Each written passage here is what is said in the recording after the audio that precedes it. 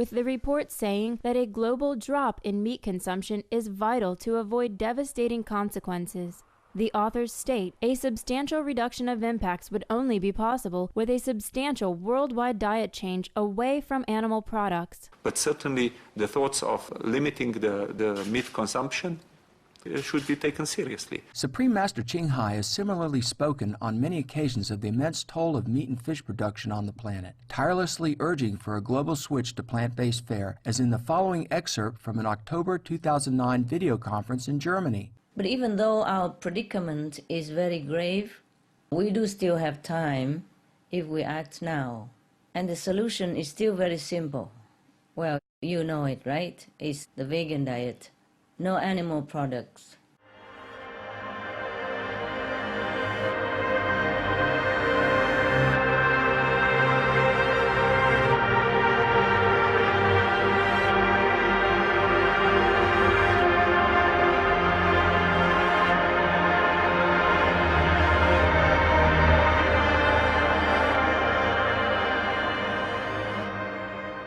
And I have been assigned to show you certain selected histobunk highlights from the past. But everything is perfect now, and everything will always be perfect. Centuries ago, in primitive times, before the dawn of civilization, there were things that would be inconceivable to us today. The superstitious primitives continued to rely upon a quite useless class of technicians called doctors. Unpleasant and even revolting as they sometimes are. Eating the actual flesh of animals, and even collecting into groups called families, a pervasively immoral concept of pre-civilized times.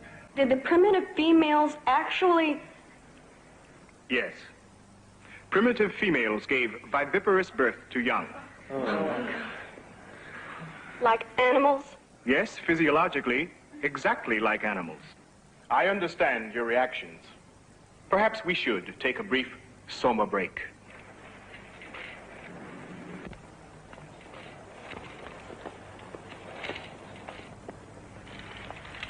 Take the scene on anti-nature conditioning. Charming scene of little children revolted by fresh flowers. The implication is that nature nausea conditioning is necessary to keep people from enjoying the countryside and thus under-consuming. But that's true. Quite besides the point. I just wanted to show why nature nausea training is one of our most recent improvements in... You see? Recent implies past. Improvement implies progress. And if the present is perfect, then there can't be any progress, of course. And even the word why, that's the most dangerous of all. It raises the whole question of purpose. No, I'm afraid it would never do to let an ordinary audience watch anything quite as dangerous as your docu-short. But the test audience watched it. They all liked it. You can see right there. Quite meaningless, since they've been conditioned to like anything that's shown them. No, I meant this.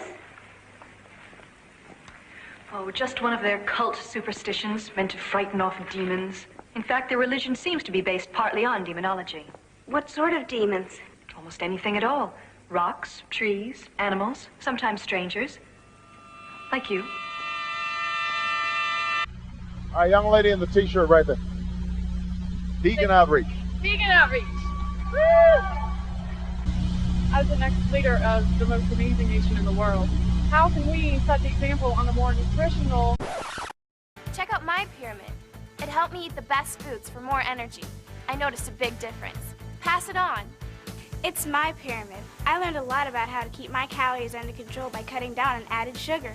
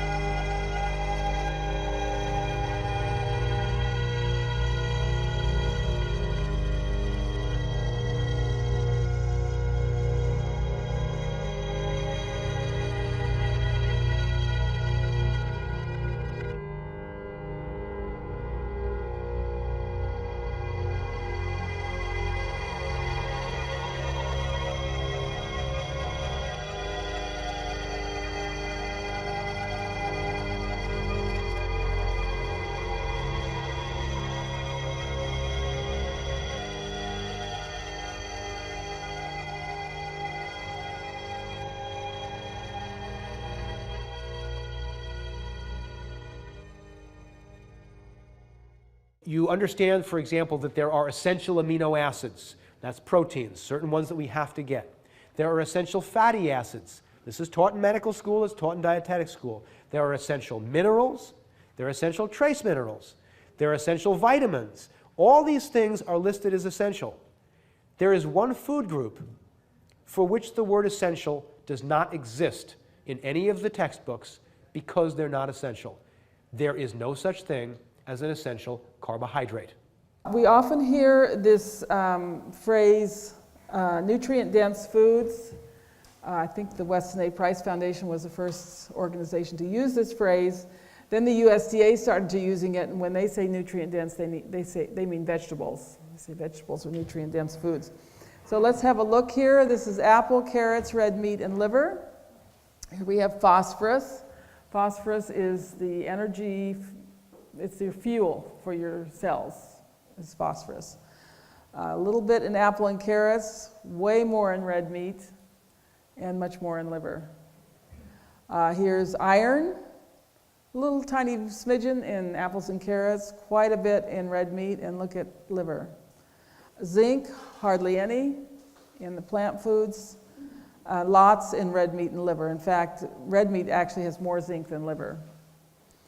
And then copper, B2, vitamin A, there's no vitamin A in plant foods, a little bit in red meat, look at the liver. A little vitamin C in apples and carrots, but there's actually more vitamin C in liver. And the one I like to point out is B6 and B12, which B12 has fallen off. But liver is so rich in B6 and B12, much more than even red meat. And these are critical vitamins. That's why I say if you're on a budget, you can get more nutrition from eating liver once a week than from eating red meat with every meal. So it's a very important food to include in your diet. You know, because when we look at the food guide pyramid, which is a complete joke, and I've talked about this, they mostly advocate, the bottom section is bread, cereal, rice, and pasta, 6 to 11 servings a day. That's what our government wants us to eat the most of. It's more accurate if you actually take the food guide pyramid and reverse it upside down. Basically, just do the exact opposite of what they tell you and you're gonna be healthy. This is where it gets confusing because you look at labels and you're like, you see this little American Heart Association on your oatmeal or something. And you're like, oh, sweet, you know, this is good for my heart. And they actually studied a similar product, say it was bread, one that had the label of American Heart Association stamped on there, one that didn't have the label. The ones with the label actually had more sugar. They were completely the same. And again, when you say whole grain is the biggest piece of crap I've ever heard, because a whole grain means that you start with a frickin' kernel and then you can pulverize it, do whatever the heck you want with it. As long as you started with it before the processing occurred, you can say it's whole grain. Everyone in my family needs more fiber in their diet. Whole grains provide fiber. Foods rich in fiber reduce the risk of diseases, such as heart disease. So I'm going to shop for whole grain. I'll look for products with whole grain in the ingredient list. Here is a brown loaf of bread, which looks like it could be whole grain. But looking closer to the ingredient list, says wheat flour. That's not the same as whole wheat. So I'm going to look at a different loaf. This ingredient list says whole wheat, so this is the bread I want to buy.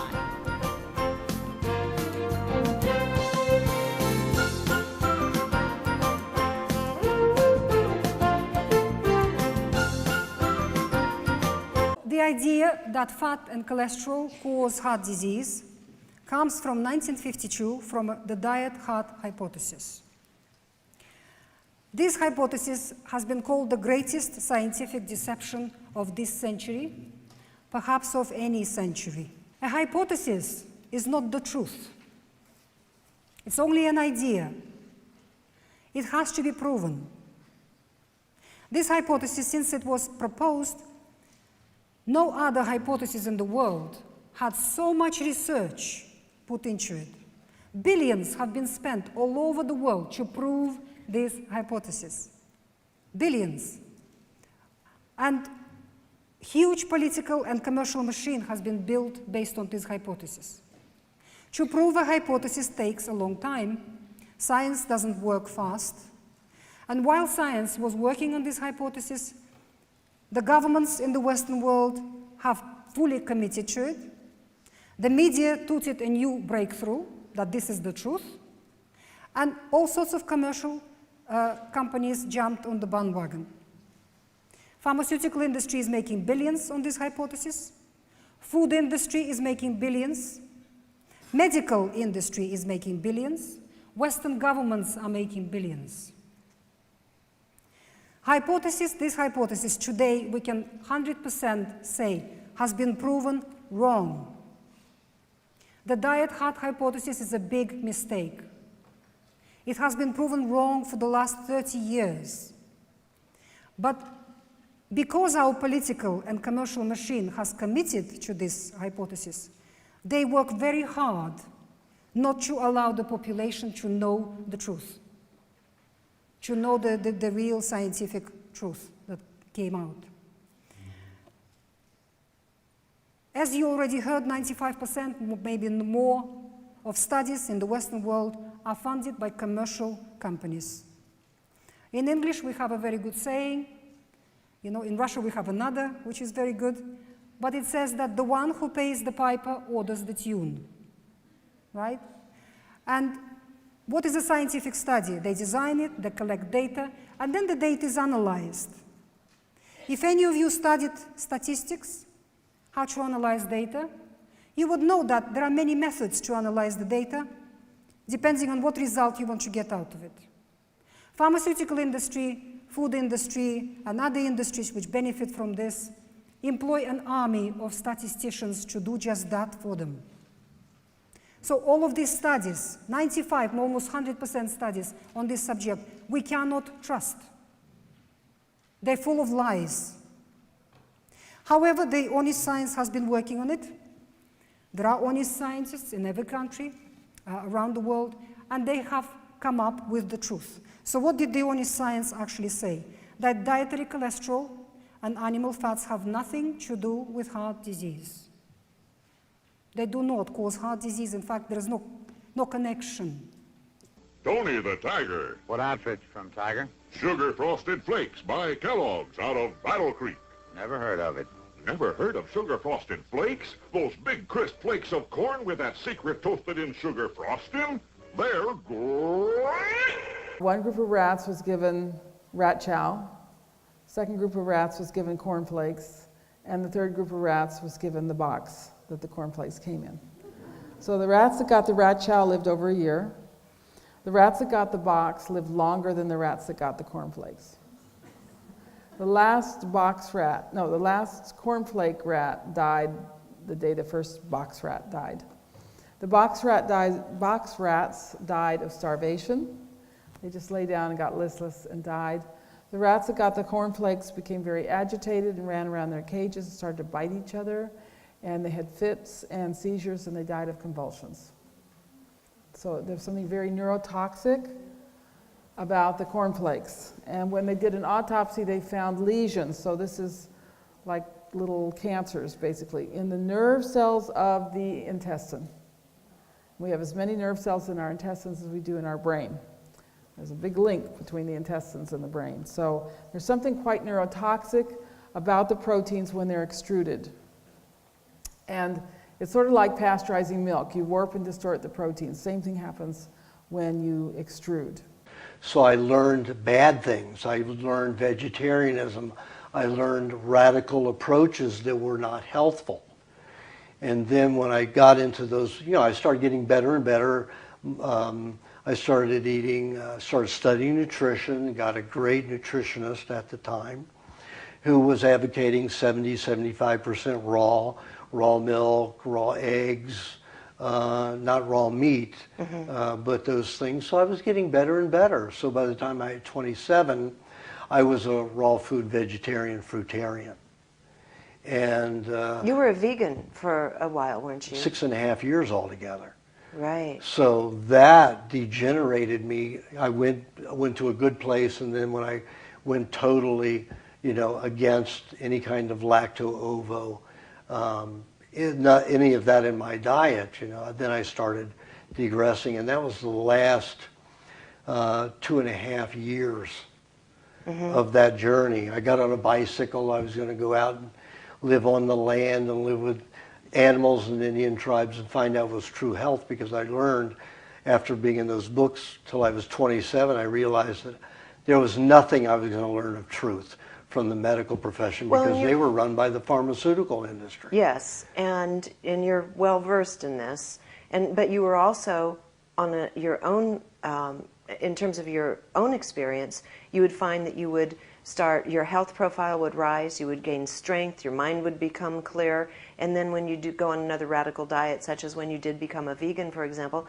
it started declining again. You started having problems my mind with your teeth. didn't, and because I was so strong like Right. you, Yeah. I stayed that way, even though there were bad consequences to it. I went on a 20-year lacto-ovo vegetarian journey, and I think I made it that long because of the lacto-ovo part, Exactly. because I became ill and had to ultimately leave it behind. You went strict vegan for a while. What were some of the consequences you were seeing for your body? Well, because I had had anemia, you know, the blood cancer and the bone cancer. Right. I didn't have to be on it but 2.5 years before I went down to 98 pounds. My bones started disintegrating. I got leukemia again, and I was deteriorating. Where's all the fat in a vegetarian diet? Right, we've got some in seeds and we have some in nuts. But that doesn't have any of the animal fats. EPA and DHA, which are two of the most important omega-3s, are animal fats. Your body may or may not convert them from something else. They're animal fats. They're not there. So almost everybody that's on a vegetarian diet, the only way they're even getting adequate amounts of some of the wrong fats is if they're pouring them on. They're certainly not getting them naturally, because natural fats are only in high quantities, percentages, in animal foods and in some nuts and seeds. And then there are many nutrients that they're in the plants, but they're much harder to absorb from the plants, starting with calcium. Now, in traditional diets, there were really only two sources of calcium, either dairy foods, milk, cheese, and so forth, or bones. And cultures that did not have dairy foods made a point of eating bones. The Eskimos ate the fermented bones. They would take the bones of small animals like birds and grind them up and put them in their food. So it was either dairy foods or bones. They were not getting their calcium from vegetables. A lot of the calcium in vegetables is blocked by things like oxalic acid or phytic acid. B6, magnesium, iron, zinc, and copper, all very crucial nutrients. They are in plant foods, but they're often blocked. They're often difficult to absorb, particularly zinc. The quickest way to develop a zinc deficiency is just eat a vegan diet, because you cannot obtain adequate zinc from plant foods. And zinc is critical for not only for our brains, but for reproduction. Over 100 enzymes are dependent on zinc. People who eat the most fat and the most cholesterol have the lowest incidence of disease, all disease. The higher your cholesterol level in your blood, the healthier you are altogether. That's what science has demonstrated conclusively. People with higher cholesterol live the longest and the healthiest lives. People who are in their 90s, 80s, and people who reach 100 usually have high blood cholesterol. And they eat eggs and bacon and butter for breakfast on a daily basis, these people, almost, exclusively. Because so many women are concerned about too much saturated fat in daily meals, a great change in eating habits is taking place in homes all over America. More and more women are using both Mazola corn oil and Mazola margarine. Less saturated fat because its corn oil is never hydrogenated. A delicious spread and a nutritious seasoning for vegetables, Mazola margarine is the only margarine to contain Mazola corn oil. So, if you're concerned about too much saturated fat... Let's talk about low blood cholesterol. It increases risk of heart disease and stroke. That is a fact. If you have low blood cholesterol, you will have high risk of heart disease and strokes. That is an absolute fact. It is associated with cancer. People who have low blood cholesterol have it low for about 18 years before they're usually diagnosed with cancer. That is the number that's been given to us by science. It is associated with violence, aggression, and suicide. We'll talk more about the brain, but what you have to understand, the brain is a fatty organ. It's got a high fat content, the brain. About 40% of that fat is cholesterol. Your brain is made from cholesterol, 40% of it. The substance called myelin coats every nerve fiber and every nerve cell in your nervous system, in your brain, in your spine, in the peripheral nervous system. It's like an insulation around electric wires. You know that electricity, all electric wires have to be insulated? Our brain works on electricity. So that's the insulation. Myelin, more than 60% of it is cholesterol. The rest is saturated fat. That is what myelin is. So when you start reducing blood cholesterol levels, you're putting brain under grave danger. Because brain has cell regeneration processes going on all the time. Cells in the brain do die, and they get replaced by newly born cells. These processes are very active. And these new baby cells need building materials to be made from. They have to be made from cholesterol, saturated fats, proteins, glyconutrients, and some other things, but a large percent is fat and cholesterol. And if the blood cholesterol is low, the brain is not getting enough to maintain its structure and to function properly. Scoop it in a baked potato. Spice it up with salsa. Swirl it in pasta. Oh, I've got a meeting. Meeting? You've got a floor to wax. Me? Knudsen low-fat cottage cheese. Now it comes in 4 packs. I found a recipe you won't find in a cookbook, but it's sure nutritious and a real money saver, too. Take a quart of Carnation Instant Non-Fat Dry Milk. Add a quart of whole milk. Mix, chill, and serve. You get 2 quarts of fresh-tasting low-fat milk. People with low blood cholesterol have aggressive personalities and poor self-control. Carl Pfeiffer, a renowned American doctor who did research in American prisons, has discovered that more than 80% of violent offenders, people who committed murder and other violent crimes, had low blood cholesterol. More than 85%. Low blood cholesterol makes the brain starve, the brain cannot function well, the person becomes angry, these people are easily irritated, they easily attack, they easily become aggressive, and they are prone to violence and crime. It is associated with Parkinson's disease. Indeed, now we know that statins cause Parkinson's disease. We have an epidemic of Parkinson's disease. It's growing very rapidly. Without doubt, large percent of that epidemic is due to anti-cholesterol pills that people are taking. Because the brain is a fatty organ, it requires cholesterol. And if it doesn't get enough, it will manifest symptoms.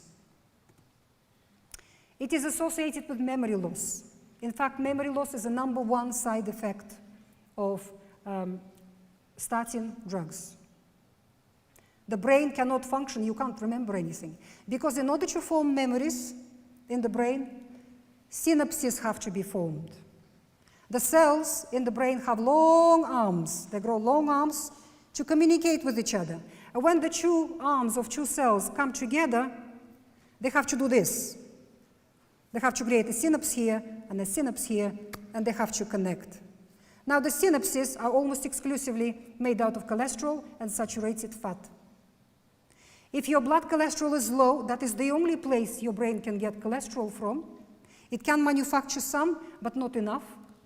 Then the brain can't form these synapses. So the cells cannot connect with each other. As a result, the person cannot create memories. And it is the short-term memory that suffers.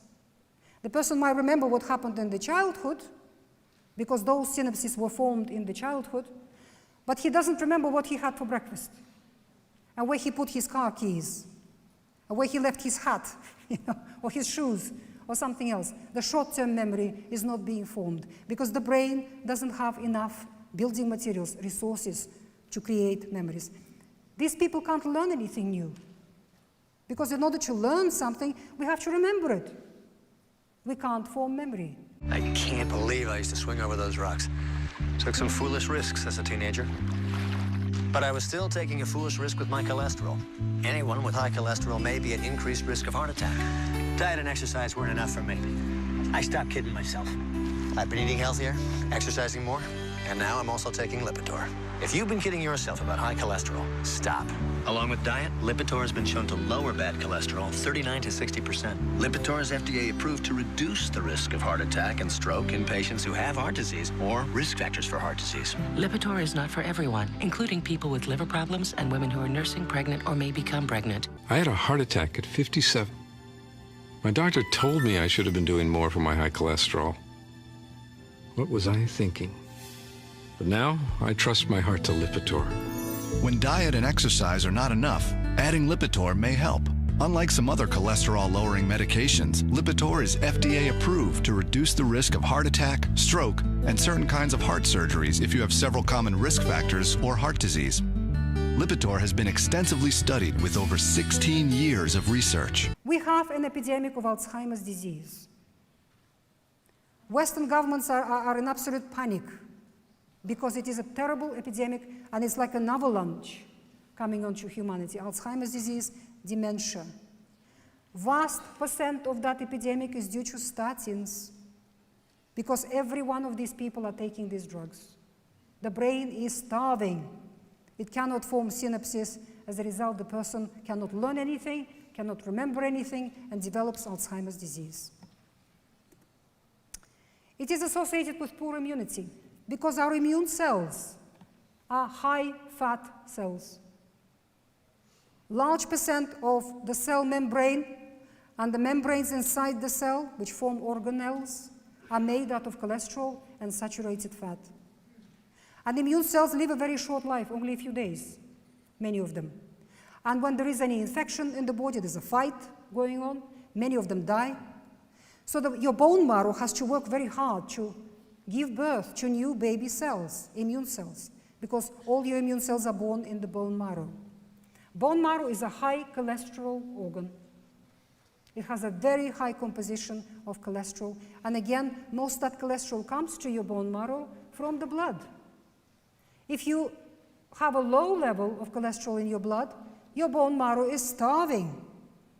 It cannot manufacture immune cells, blood cells, and many other cells. As a result, you become prone to infections. Western governments are all running around with these hospital infections, MRSA. You've heard of that, haven't you? That hospital infections have become a big problem. Why? Because every patient in these hospitals older than 40 is on statins. They have reduced their cholesterol level in the blood. They are unable to fight infections. In order to fight an infection, we need LDL cholesterol. That is a major, major part of any fight with any infection in the blood. Your immune system requires large amounts of LDL cholesterol.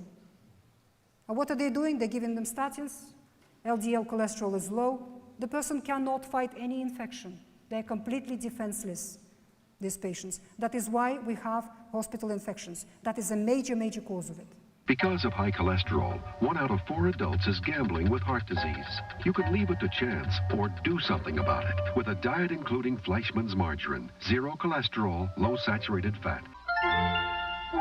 For great bacony crunch without cholesterol, bring home the Bacos. Learning disabilities in children and adults, without doubt. Mother's breast milk is very rich in cholesterol. It has a high content of cholesterol. More than that, it has an enzyme in it to make sure that the baby's digestive system absorbs 100% of that cholesterol. Not one molecule of it gets wasted when babies are breastfeeding. Why? Because the baby's brain and eyes and bone marrow and other high-fat organs require large amounts of cholesterol to form themselves properly. Manufacturers of formula feed for babies know this fact. But because of all the propaganda with cholesterol, they don't put any cholesterol in formulas. That is why it is a very high rate amongst formula-fed babies. They have a very high percentage of poor ability to learn, lower intelligence, problems with behavior, and glasses. They have poor eyesight because their eyes didn't form properly in these children. And infections as well, because bone marrow is not being properly formed. It is associated with early death. People with low blood cholesterol don't live long. They die early.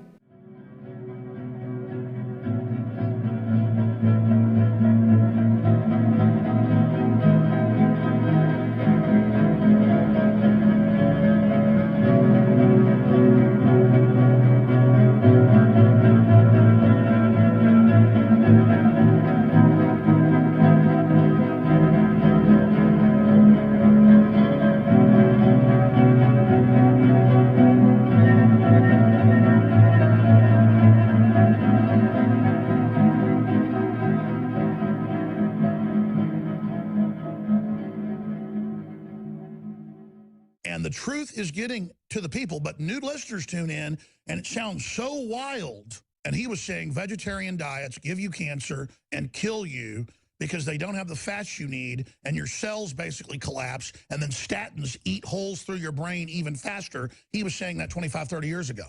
Guess what's in the London Telegraph today?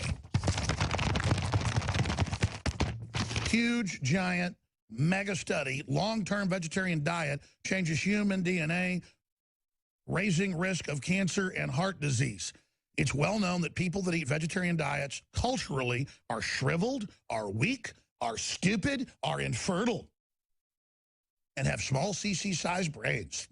Every diet contained animal foods. This was Dr. Price's greatest disappointment. He had hoped to find a culture where they were only eating plant foods and that was healthy. And he did not find this, and he admitted that he was wrong. They went to great risk to obtain the animal foods, great effort and risk to obtain the animal foods, and all of the sacred foods were animal foods. In Dr. Price's opinion, the most important animal food was fish and shellfish. He not only described living skull structure, but he always took calipers with him, and he asked the primitive people to show him the skulls of their ancestors, and he measured the thickness of the skulls. And the people who ate the most fish and shellfish had the thickest skulls. Many cultures ate birds, chickens, ducks, geese, wild birds, always with the organs, fat, and skin. They didn't want skinless chicken breasts, you know, that was, and which is basically inedible anyway. And then a lot of cultures ate red meat, beef, goat, sheep, game, etc., with the organ meats and the fat preferred. In fact, they would hunt animals when they knew that they were fat because they wanted that fat. In Australia, the Aboriginal people, if they killed a kangaroo that didn't have enough fat on it, that was called rubbish. And they would just throw it away. It was not worth eating. Many cultures had dairy products from cows, sheep, goats, camels, water buffalo, reindeer, you know, all different species. Always raw or cultured, never pasteurized.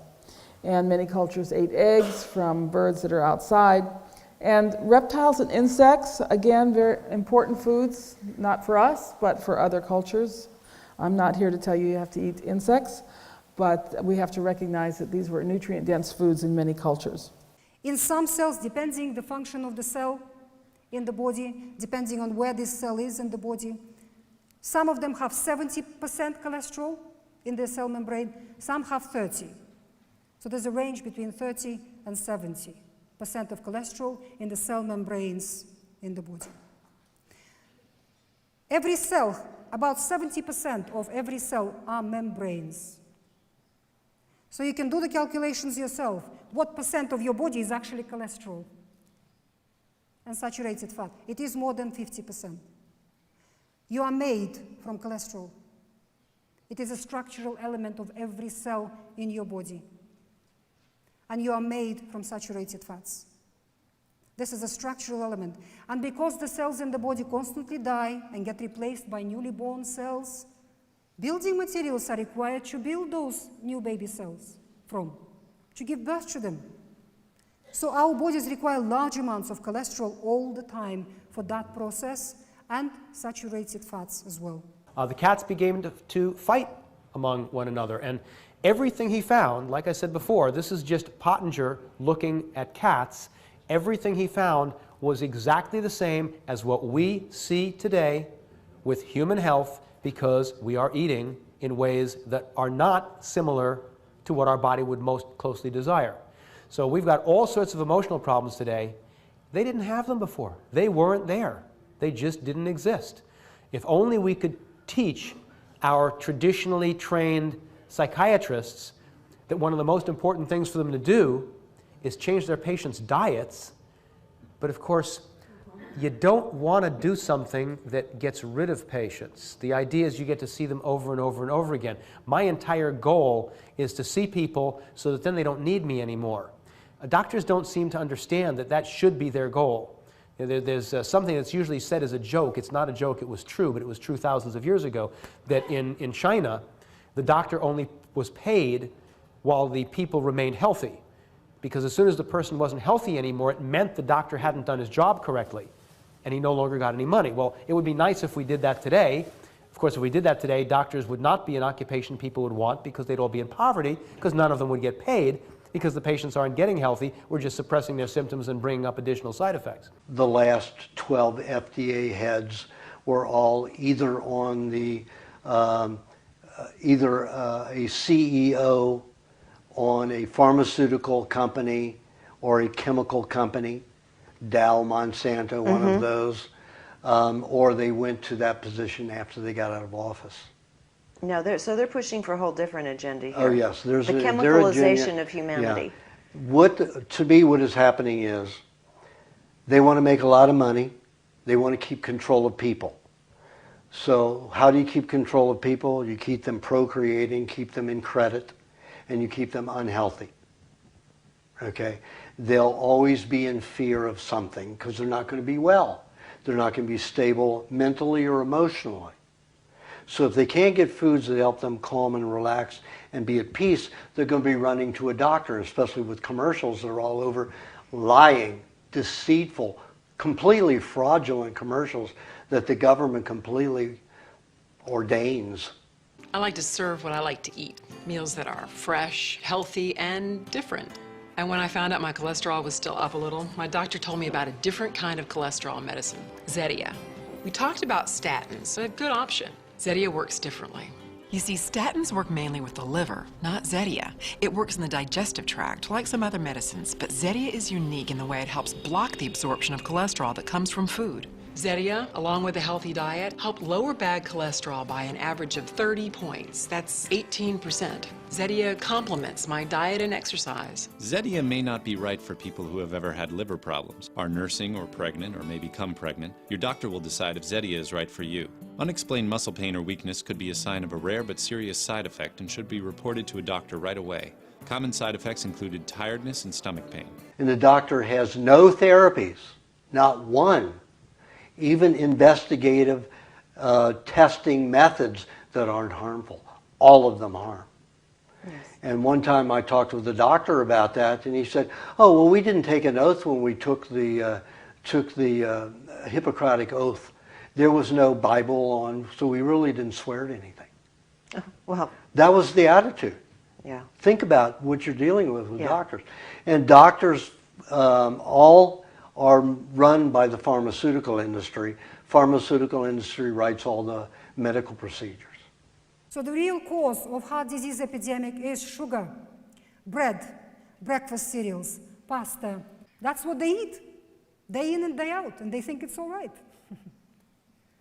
That is the cause of cancer, autoimmune disease, of mental illness, of heart disease, atherosclerosis, diabetes, and every other disease in the Western world, in the modern world. Because they cause a glucose overload in the body. Human body has not been designed to get such huge amounts of one particular molecule. If you eat carbohydrates in a natural state, the way Mother Nature gave them to us, raw fruit, raw vegetables, raw grains, they're very difficult to digest. In fact, they're indigestible for the human digestive system. And most carbohydrate that's in them is indigestible. It goes through us, it doesn't absorb, doesn't digest. finishes up in your bowel, where the microbes in your bowel work on it. They digest it, and they convert all those carbohydrates, more than 75–80% of them, into short-chain fatty acids, which are fully saturated fat. So when we eat natural plants in a natural state, we digest them as saturated fat. They absorb, they feed our immune system, they feed our brain, they support us between meals. But generally speaking, high up, plants are indigestible. But what our industry does, it makes them very, very, very digestible by processing them. Flour is a highly processed carbohydrate. You finish up with high level of insulin in your blood all the time. That is what our doctors should be testing, not cholesterol. When they take your sample of blood, they should test insulin in your bloodstream and C-reactive protein for the marker of inflammation, to see if you have got systemic inflammation in the body. Overproduction of insulin leads to insulin resistance in the body. That is diabetes. That's basically another name for diabetes. Too much insulin leads to permanent inflammation, and perpetual inflammation is the cause of atherosclerosis and heart disease and cancer and everything else. Dad, why are you getting that? Is there a prize in there? There's a prize, all right. Inside every box of Cheerios are those great-tasting little O's, made from carefully selected oats that can help lower cholesterol. And Idaho potatoes are now certified to carry the heart check mark from the American Heart Association for foods low in saturated fat and cholesterol. So they're good for my family and for yours. The problem is that our bodies disagree with the government. And the government usually wins as far as what we get in our knowledge, and our bodies therefore lose. So they came up with a couple of other amino acids that they decided were conditionally essential, like maybe you might need them. Your body still disagrees with the government. So the end result is, where in our area of foodstuffs that we can consume, can we get pretty much a decent complement of all of the amino acids that are out there? And the result, when they take a look at all that, is it's only in animal proteins. There are no vegetable proteins that can manage to do that. Now, the soy industry, of course, will tell you that soy is a complete protein. And that's because just those particular amino acids that they list as essential are all there. The quantities could be way too low for a couple of them, but they're all there. So they can call it a complete protein. Then the vegetarians will again say, well, you can make complete proteins with your meal by mixing a grain and a bean or a legume, because the one that's missing, so you won't have enough, cysteine in one, you'll have it in the other. Again, we're only trying to get the ones that have been listed as essential. There are lots of others your body needs, and it probably can't make them all. So if you really want a complement of all of them, that's animal proteins again. So we need to do that in order to get all the various ones which are necessary for rebuilding of tissues. So complete must be from animal source, and in the eyes of your body, not in the eyes of our government. What we call complete and what your body calls complete are often different. A lot of people who've taken my book, We Want to Live, Yes. and the recipe for living without disease, and given them to farmers. And once the farmers read that, he said, oh my God, milk will do this, my butter will do that. And then all of a sudden they take a stand against the government. They realize the government is harming the people. Yes. And intentionally getting rid of the good foods. And it shows all the products that come from cows. So it's not just the steak on your plate, but soaps, detergents, waxes, pharmaceuticals, plastics. There are things in modern building materials that come from animal products. Hydraulic brake fluid in airplanes contains something that comes from cows. And there is a membrane in the telephone that vibrates so you can talk on the telephone that's got beef gelatin in it. So even if you are not eating meat, you can't take the high road and say that you're not dependent on the products of killed animals, because we all are. And in the past, even more so than today, we needed to kill animals not only to get food, but also for bones that we used for tools, tendons that we used for thread, hides to keep us warm, leather to make tents and utensils and carrying baskets and things like that. So mankind, all mankind has always been dependent on killing animals. That's just a fact of living in the physical world. And of course we do this with reverence and gratitude, but that's a fact of life.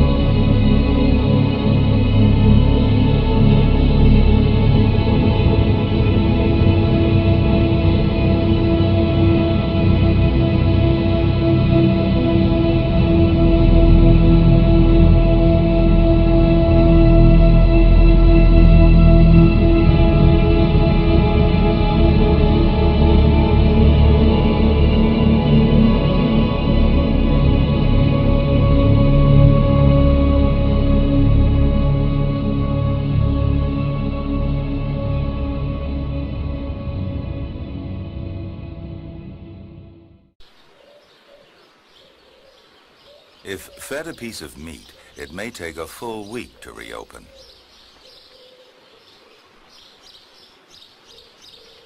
Seen in time-lapse photography, the trap plates press tightly together. Digestive juices are secreted onto the meat and can be seen at the bottom of the leaf. The result is most dramatic. A good meal, and there is a sudden and amazing burst of growth.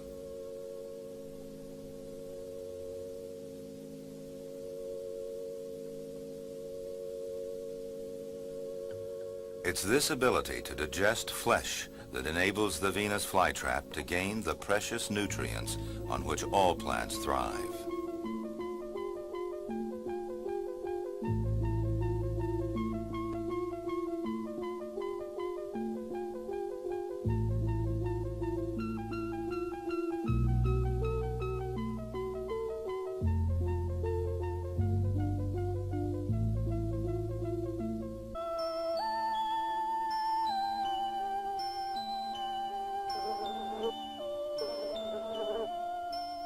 Although one fly may escape, sundews are among the most sophisticated of all death traps.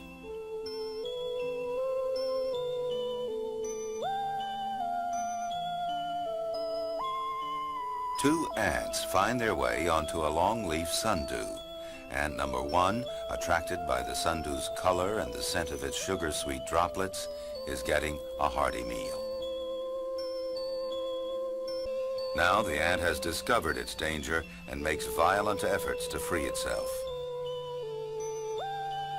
For its size, it's very powerful, but it's fighting against one of the strongest glues in nature, controlled by a plant that responds to every movement of its prey. The ant twitches in its death throes, but already the sundew has released digestive juices. The plant has begun to absorb nourishment from its victim.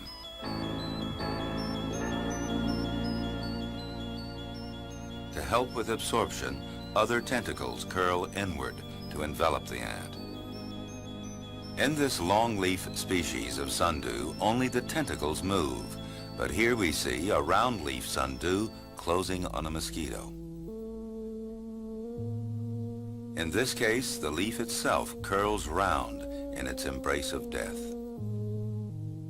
Plants also exhibit rhythmic movements similar to those in an animal's heart. In some plants, the pulsations can be visually observed, while in others, it can be detected only through electrical devices. The upward and downward movements are recorded on the smoked glass plate. Similar curves are obtained by recording the movements of a frog's heart.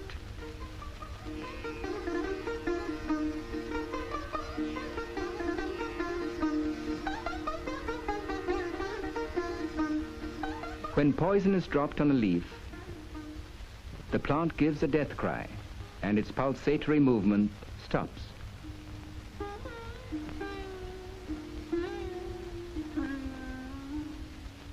Excitation, brought about by a stimulus applied at a point on the plant, is transmitted to other parts of the plant. The same thing occurs in an animal's body.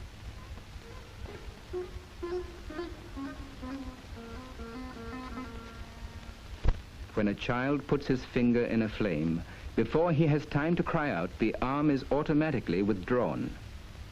This is because an ingoing strong stimulus reaching a nerve center is reflected into an outgoing impulse through a new path, causing the hand's withdrawal. A similar reflex arrangement has been discovered in the mimosa plant. The excitation due to a stimulus applied at one end of the leaf first reaches the main palvinus and then is reflected back to the other leaves. Observing the world of plants, he used to say, "They are our mute comrades whose life runs its silent course. They record their reactions without sound, but our eyes can see the stirrings of their life and the pangs of their death." 324 fellows of London's Royal Society. In the same hall where Darwin, Huxley, and Faraday made history, the learned gathering listened with polite interest as the obscure Indian scientist described his pioneering measurements of radio waves. The object of his future experiments was to prove through the design and use of highly specialized machines that all the characteristic responses exhibited by animal tissue are also to be found in plants. The Bose experiments were denied publication by the Royal Society. By daring to suggest that plants have a sensory system similar to humans, Bose offended the learned members. And now the strange story of the evolution of death traps reaches an even stranger ending. Or is it a beginning?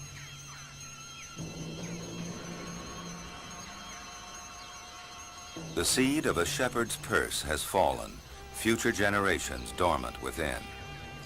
As if a prelude of perils to come, seeds immediately attract the attention of hungry creatures. The vast majority of all seeds that reach the ground are fated to be devoured by animals.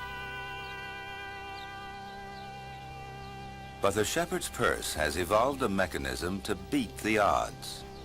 Its seeds attract soil creatures, but then they immobilize them with slime, kill and digest them.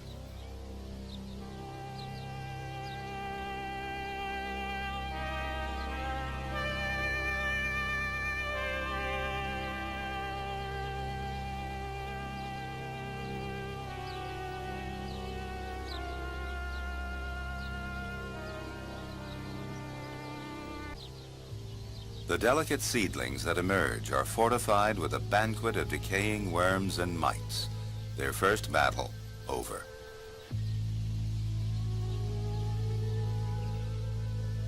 Plants have been known to respond to sound in general, but two University of Missouri scientists recently discovered that they react to caterpillars' chewing noises in a very specific way. When they were attacked by caterpillars, they responded with much higher levels of these mustard oils that are toxic to caterpillars. To make sure the chemical reaction was incident-specific, the scientists set up an experiment. After establishing their constants and variables, they put a caterpillar on a type of small flowering plant. They took leaf movement measurements and made audio recordings as the caterpillar fed and then tested the plant's leaves. In the next stage, the plants were split into groups and each was introduced to a variety of noises and vibrations. Some were played the recordings while others got sounds and tremors of other insects and rustling wind. One group was left in silence. Only the ones that had listened to the caterpillar recording were quicker to react when the pesky creatures were reintroduced. The scientists aren't sure how plants pull it off, but do plan to conduct more experiments to get to the bottom of the mystery.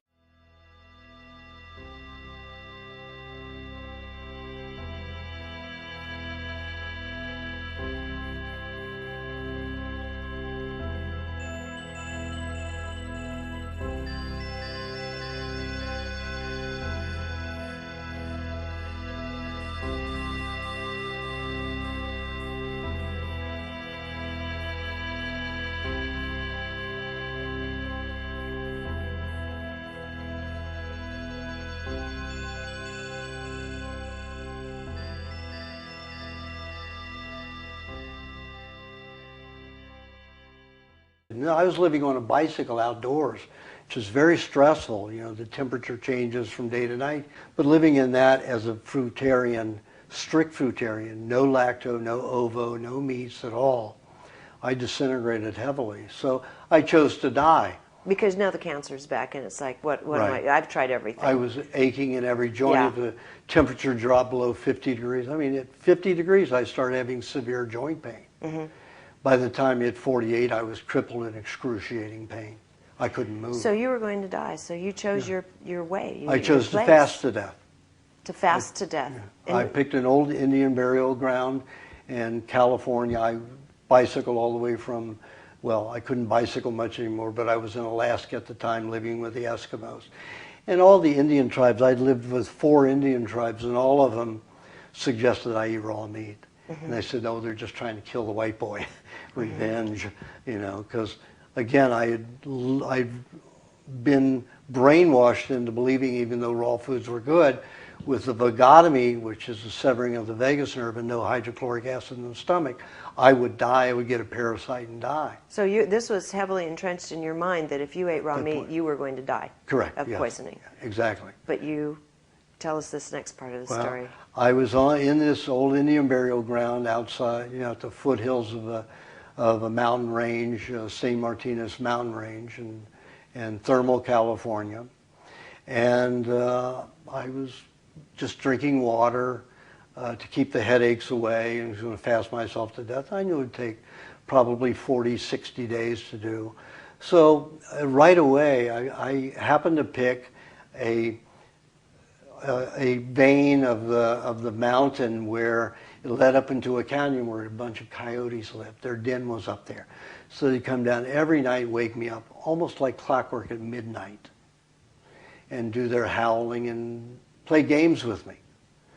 By about the 10th or 12th day, back, you know, my mind's a little fuzzy from all the fasting from that period, but I was able to sense them going around where my campsite was down the wash. So the day that I sensed all 11 of them, the next night they killed a jackrabbit and offered it to me, ripped it up and put it at my feet.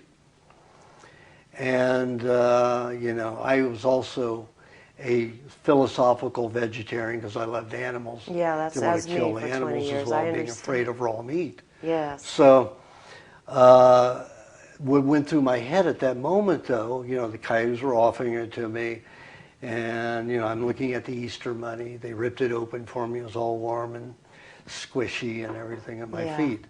So this dialogue went through my head when I was probably about 10 years old. My brothers and cousins were going rabbit hunting.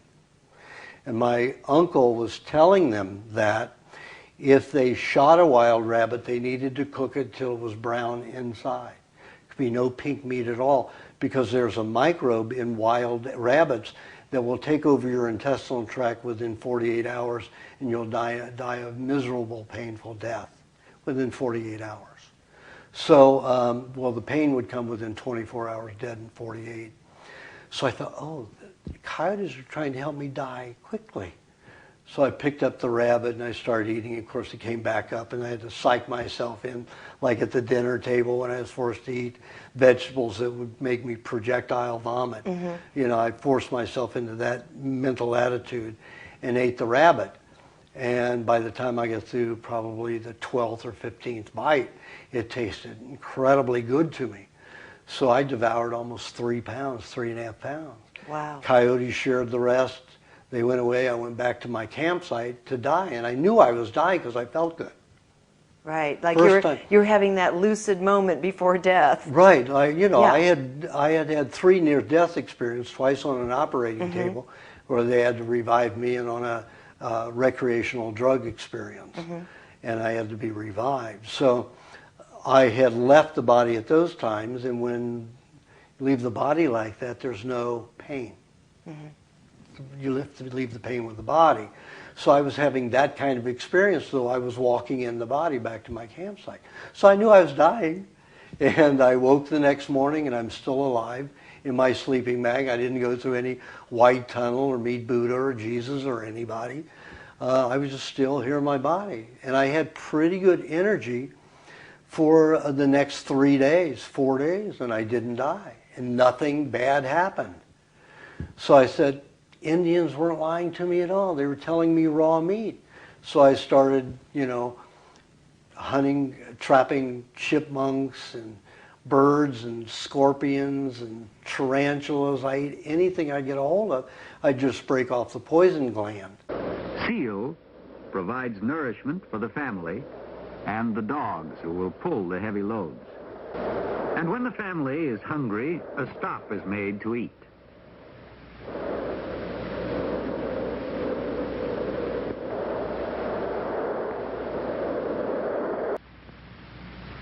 Seal meat is eaten raw.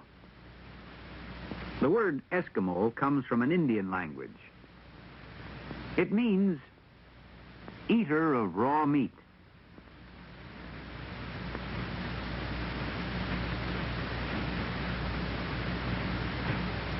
Dr. Price went to Alaska, out into the hinterland, where he could study the Eskimos living on their traditional diet.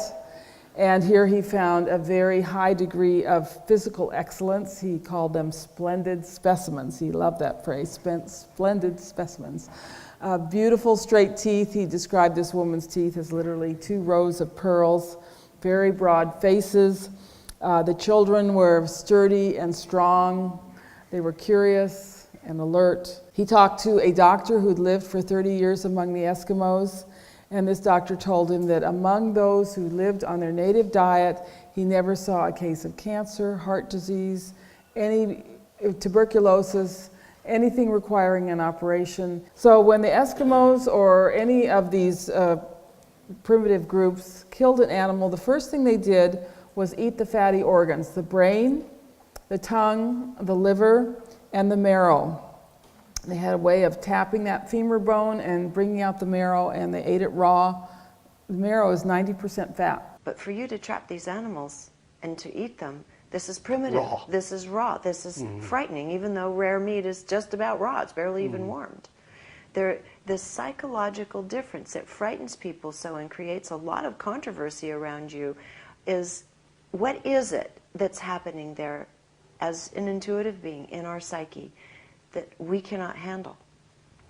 Well, it's our conditioning. We're taught to be afraid of everything, and it's the most absurd thing in the world.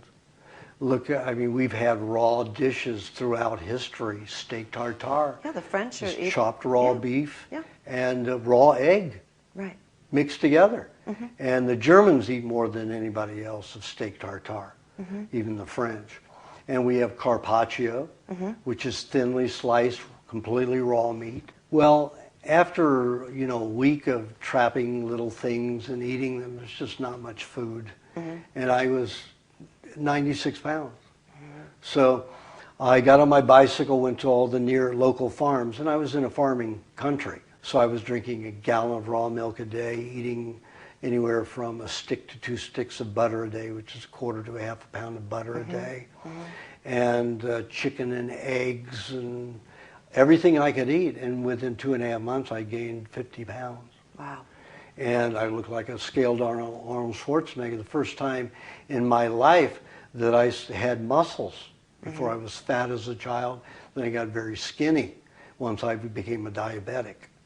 And this was a combination of eating all the raw fats, the raw proteins, but also you were doing some labor at the time. Yes. So you were using your body. Correct, which wasn't normal except for bicycling. Yeah, I went back to Los Angeles, spread the word that raw meat was the answer, and everybody said, oh, you're going to get a brain fluke and you're going to be an idiot. But this was the only thing that made me truly feel stable and well in my body, so I wasn't going to stop. And after 13 years of eating raw meat and 10 years of fear, I said, there's something terribly wrong here. I've got a vagotomy.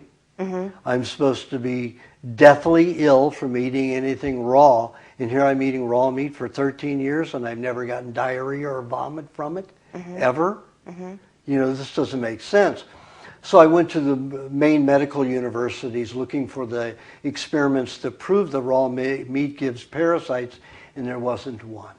Yeah, we hear It was all a myth. salmonella, bacterial poisoning, where everyone's afraid of raw eggs, raw milk. Oh, you're going to get sick and die. The stats are something quite different. I mean, most of the salmonella poisoning that takes place is from cooked foods. Like Absolutely. what, 95, 96%? 99.999%. Is all from cooked food. Oh. The people who lived here at Grandolina Cave 800,000 years ago were early humans or hominids, among the first of our European ancestors. They hunted deer and bison and brought them back to their caves where the animals were cut up and eaten raw. 6 years ago, a collection of bones was found in the cave by a team of Spanish archaeologists. Most were animal, but some were human. Curiously, exactly the same sort of cut marks found on the bones of the animals at Grandolina were also found on the human bones. But there were other unusual cut marks. We have found other kind of cut marks that are indicating that once the bone has been dismembered and all the meat taken off, they're cleaning the bone and preparing the bone probably to break it to extract the marrow. There is only one reason the Grandolina people would have wanted to extract the marrow. Even these very early humans would have discovered that this fatty marrow was a highly nutritious part of any animal. The evidence is clear. The cannibalistic practice is actually nutritional. The Aztecs, the last rulers to control the Valley of Mexico, dismembered and ate their victims for a further 300 years. In the Aztec calendar, there were 16 major events each year, and almost all of them involved not only human sacrifice in vast numbers, but involved the consumption of people by the priests. Aztec paintings portray the whole gamut of slaughter. By some accounts, 20,000 people were sacrificed and consumed by priests and dignitaries every year. What Cook stumbled on in the South Pacific was a society where cannibalism had for thousands of years been a way of life and death. Nobody objected to the idea at all. They just quite happily admitted to it with no sense of shame or guilt. If Cook was astonished to find cannibalism, the natives were equally astonished that Cook was not a cannibal.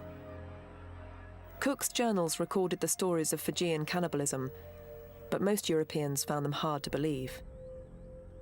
Yet in Fiji, cannibalism continued right up until 130 years ago. I think it would be not far from the truth to say that we are the product of some form of cannibalism, you know what I mean? In the recent civil war in Liberia, rebel soldiers displayed body parts of their enemies and talked of how they ate them. I left it up on the temper. I'm gonna eat it. The Lieutenant General, hot, the rebel.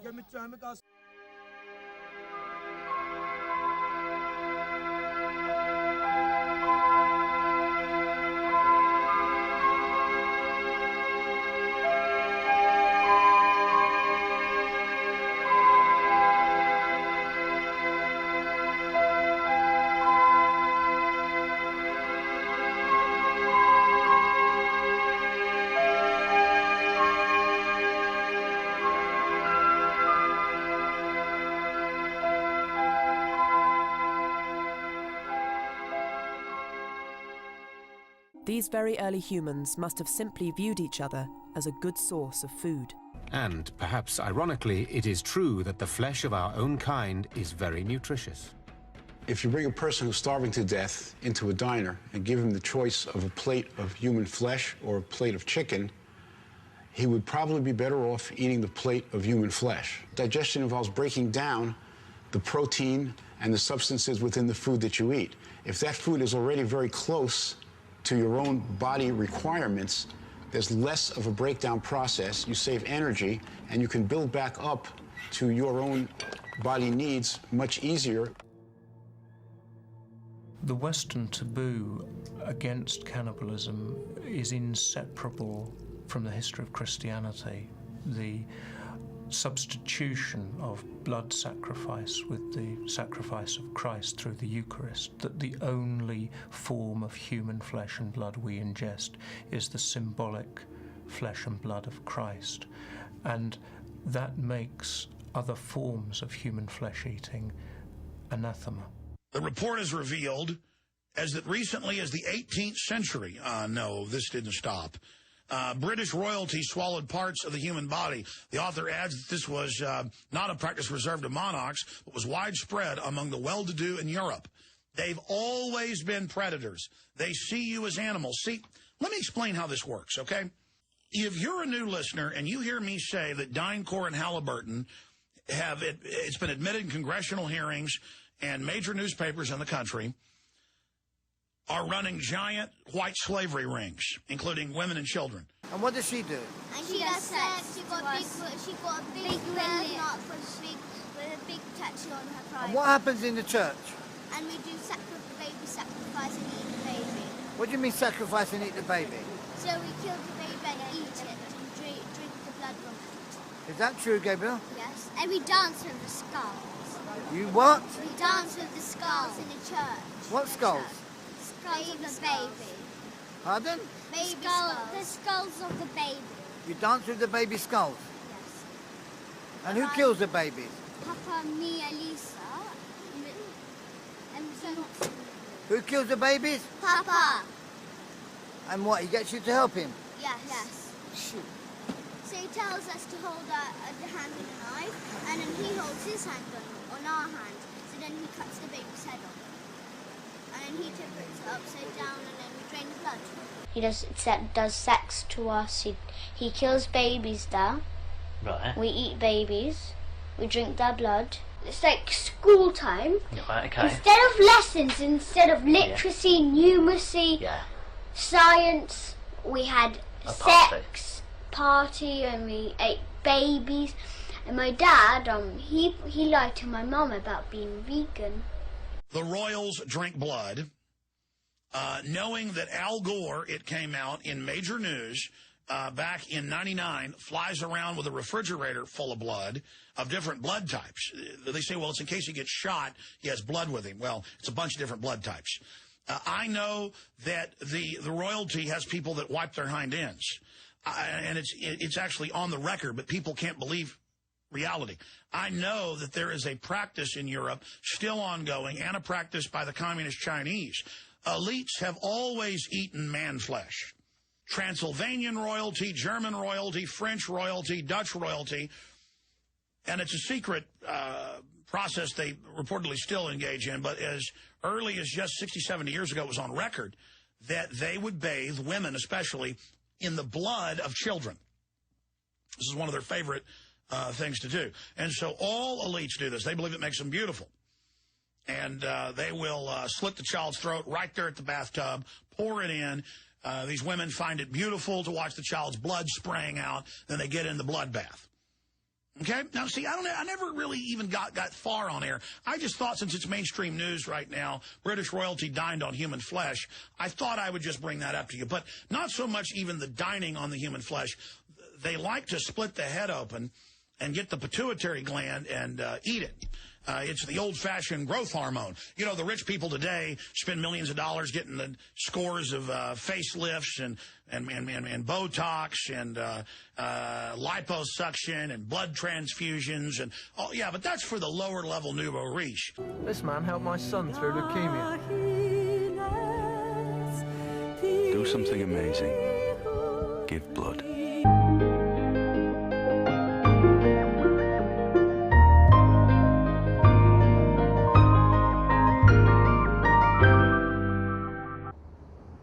The sorts of things that Chikatilo and Dharma did are by no means historically unprecedented. The difference really is that they did it alone, but the sort of aggressive, cannibalistic, you know, eat your enemies thing, Chikatilo, or love people by incorporating them in death into your body, Dharma, are things that whole societies used to do.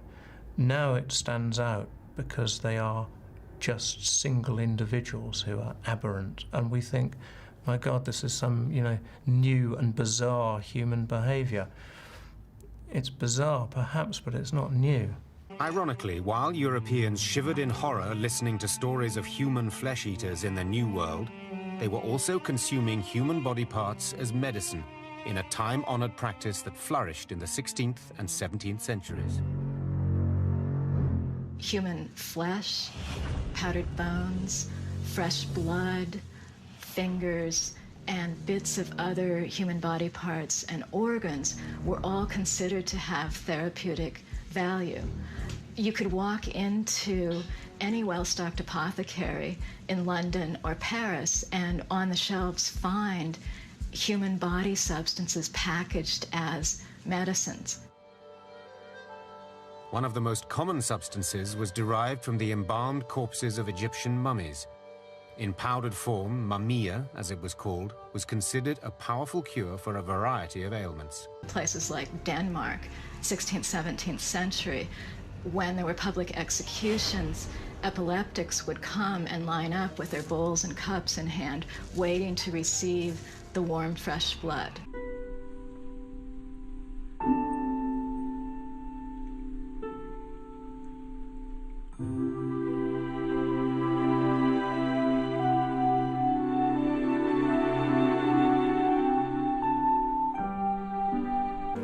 They're gonna eat me alive. They're gonna eat me alive.